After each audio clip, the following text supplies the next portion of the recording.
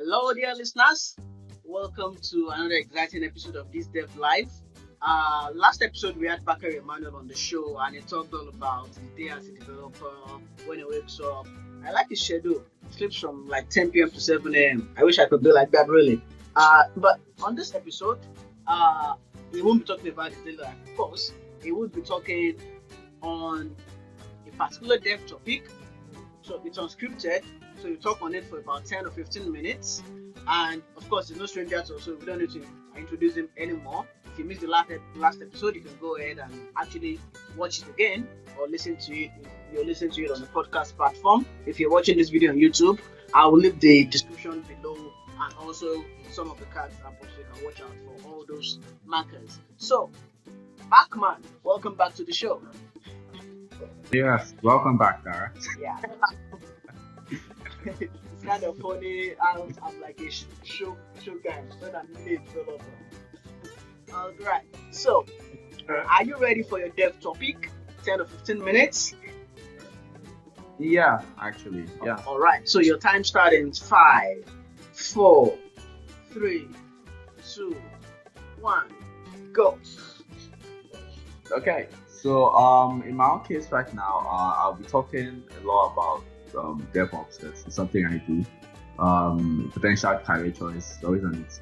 Like I'm pushing for it. Yeah, one of those things that you spend a lot of time reading on. So just like any software stack, like all these things they can be learned. One of the things that people most times don't understand about DevOps or architecture, infrastructure in general is that like it's basically more of an experience thing as opposed to like a doing thing. So I will explain that point. So let me just simplify it like this, right? There are people who write code and there are people who run the code, right? So the people who write the code in means of understanding for performance, right? We all understand how to write the code. Although there comes challenges when that code begins to run at scale, right? Because now you've got to higher requests per second, you've got like load hitting everything. You now need to take not just the code part and make it better, because sometimes the code might just be shitty, you get. But now you have to take it out and then plan around all the various services that make that code run efficiently, right? Change some stuff, put some stuff in to make it run faster, and then scale it out from there. So that's what a DevOps guy does. DevOps is not a stack, right? The way people would think about it, like the way you have like front-end engineering. Front-end engineering is not like that. Front-end engineering has UI, UX. You've got your accessibility engineers, you've got your designers and everything. So like it splits out in a different manner.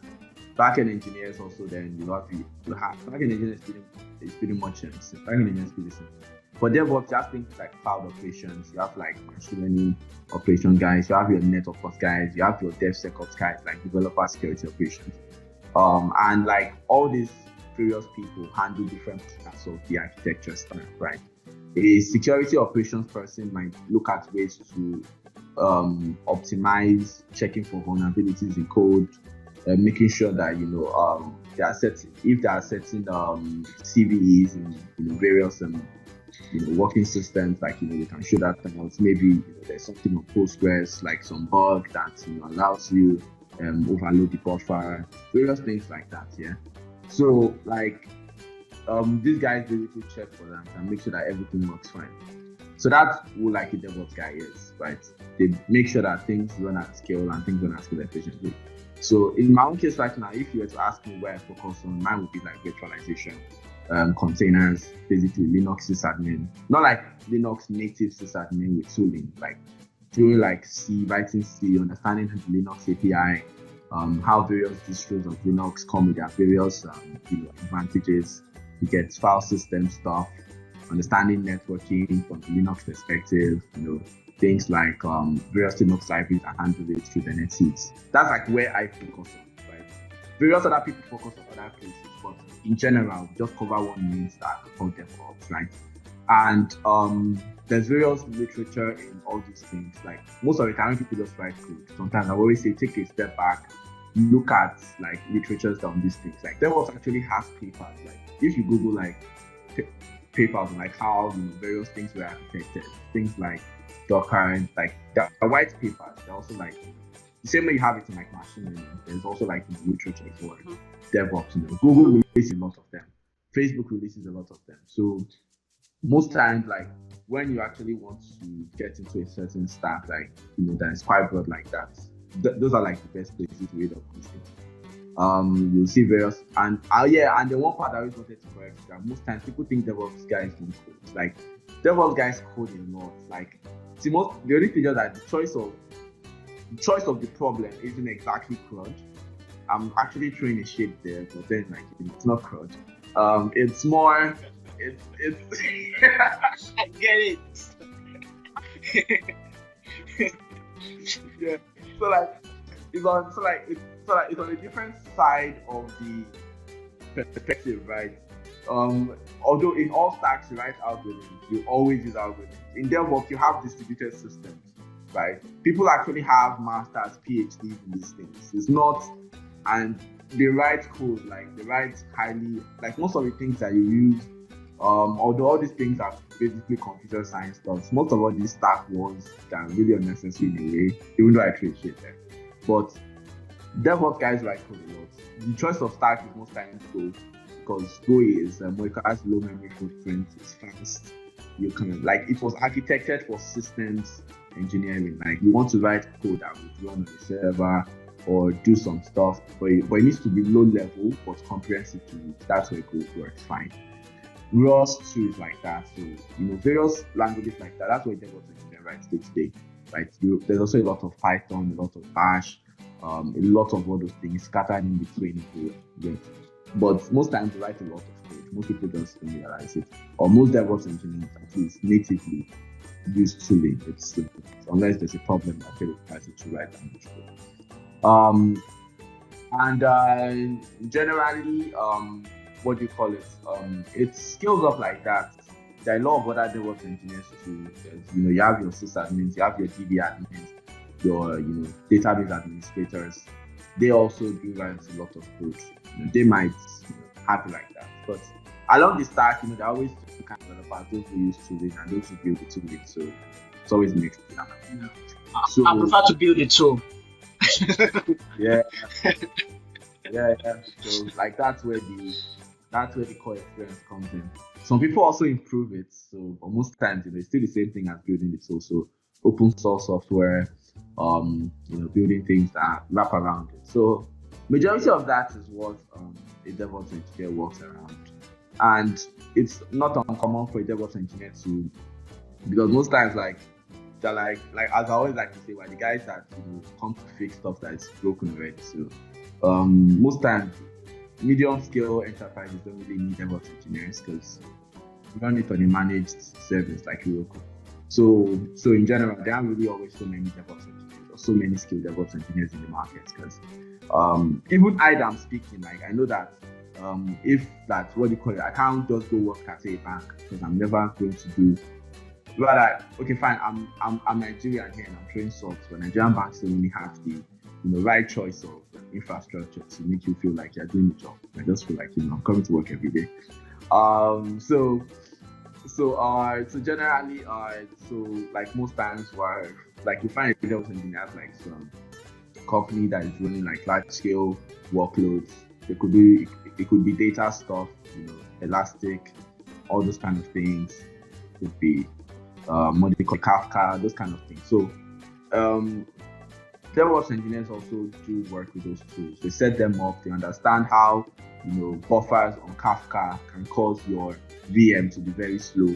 So you understand how to then what file system runs best the Kafka. There are some file systems that have very, very nice ways of writing buffers to this. To get all these things together, you just pack them up in one big place, and then you just have a certain skill set that's unique, but it's problem specific. It's not everywhere you always find it. So similar to the way a machine learning person, because I always use machine learning DevOps because I'm the two the most concrete stacks that I've at least tried to keep working. It takes a lot of thinking. You need to know a lot of math. You need to understand how things scale on top of each other. So most times it's very, very, very interesting space to work in. And there's literature in that department. So it's very, very nice to know that, okay, fine, I'm actually reading something that was proofread and critiqued by the community, gets professors, all those kind of things. And then it works quite well there. So that's just how I would say DevOps is in general. I'm not sure if you have any questions for me or see any. Okay, so I'm just wondering the kind of DevOps I've been doing all my life that I've not written Go or Python.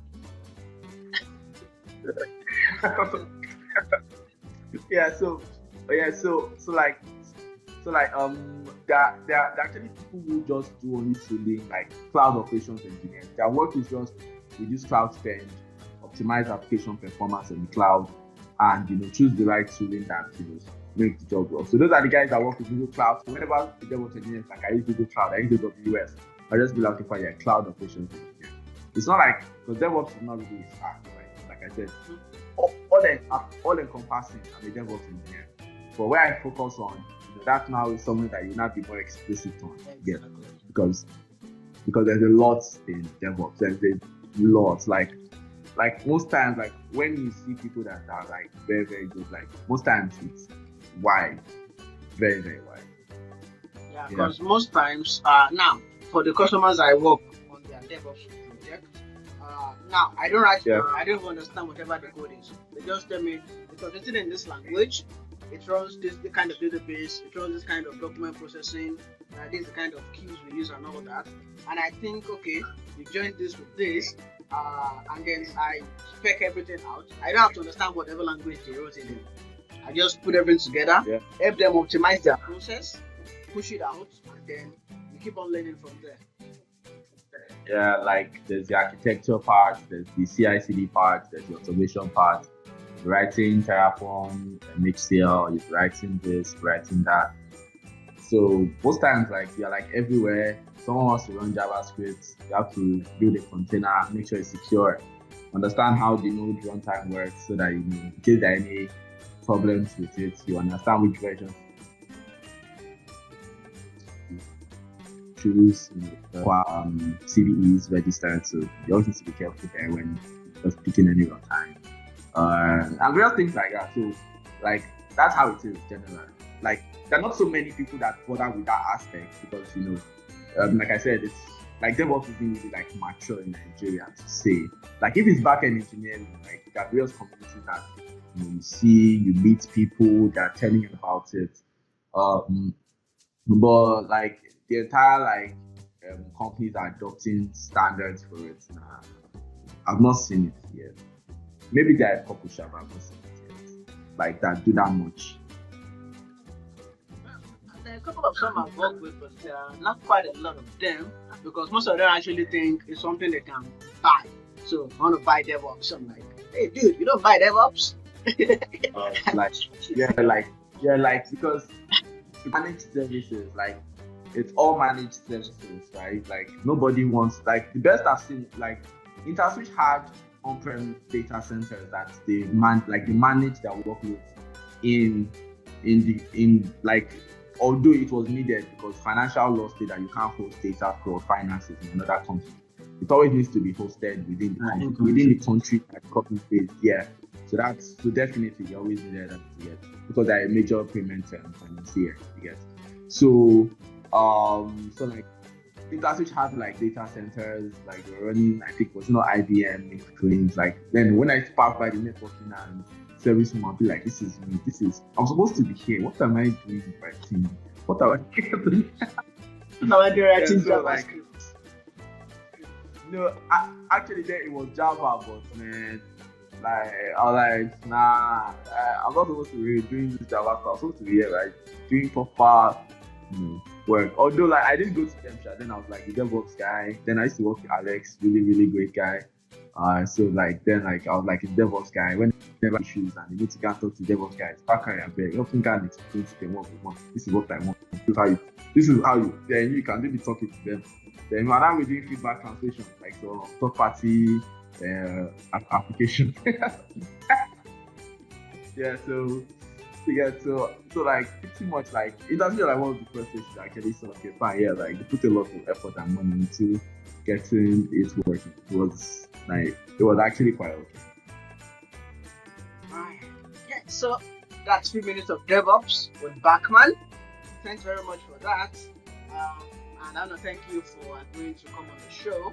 Even though it was a pretty short notice, you made it happen. I want to say thank you very much for that. Yeah, man. And Like, it's yeah, as is now. I can start. How they call it? Oladapo, Dara, Oladapo. come I on. can't put some. I'm the one that will farm you last. Okay. I like how this. Okay, so dear listeners, thanks very much for joining us on this episode of This Dev Live. We've had Batman with us last week and this week, and it's been an exciting time with him on the show. I'll enjoy you to join us again on next week's episode where we talk things dev and live.